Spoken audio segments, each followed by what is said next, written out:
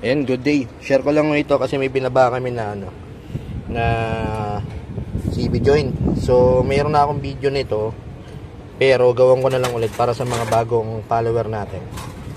Ito, CB joint, yung constant velocity joint. Siya yung nagtatransfer ng power mula sa transaxle natin papunta ron sa gulong ng kahit anong angulo na same ng power pa rin. So, kaya yan na nagaganyan. Ayan. So ito, issue nito yung CB boots. Ayan. Mga punit na. Ayan, pasensya na ako kayo sa lagaslas ng hangin ha. Kaya lang ito, ang luwag na. Ayan. Kumalog na po niya. May normal pong play yan ha. Pero wag lang yung sobra na lakas na kalog. So ito, ang mararamdaman po ninyo pag sira ito, pag lumiliko kayo, lalo pag paandar, ang tunog niyan, tik tik tik tik, o kaya tok tok tok, lalong lalo na pag sagad yung liko. Pero may mga kaso naman po na na kahit hindi sagad, tumutunog na. So ito lang yan. Yung iba, napapalitan po ng CB joint, tapos yung iba hindi napapalitan ng CB joint. Ito yung kasama na yung buo, yung tinatawag na drive shaft assembly. So yun, pagka buong drive shaft assembly ang available o para sa mga sasakyan ninyo at wala talagang nabibiling CB joint assembly, talaga mapipilitan kayo.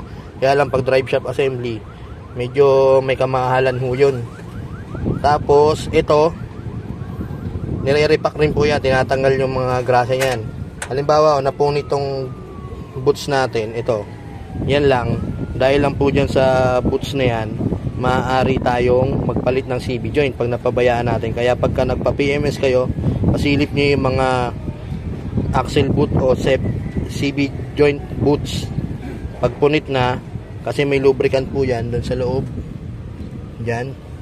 Ngayon, siyempre umiikot yan, pag butas to, matutuyan ng grasa, mapasukan ng mga buhangin, mapasukan ng tubig. Siyang dahilan kaya pagkasira nitong CB joint o maagang pagkasira ng CB joint natin, o mas worse, drive shaft assembly. So kaya pag nakita nyo pong punit yan, papalitan nyo na, huwag nyo nang tipirin, papalitan nyo ng grasa. O yan, ito naman, minsan po nararamdaman rin to pag may problema, pag arangkada kayo, gumagano yung sasakyan nyo. Minsan dito yan sa tripod bearing, tinatawag na tripod bearing. Yung CB joint natin, ito, na madalas nakakabit, yung outer o kaya inner. Sabay outer. Ito yung outer na nakakabit sa gulong to. Ito yung inner. Yung inner natin, meron tinatawag na tripod bearing. Yung tripod bearing naman, nakasalpak naman yan dito.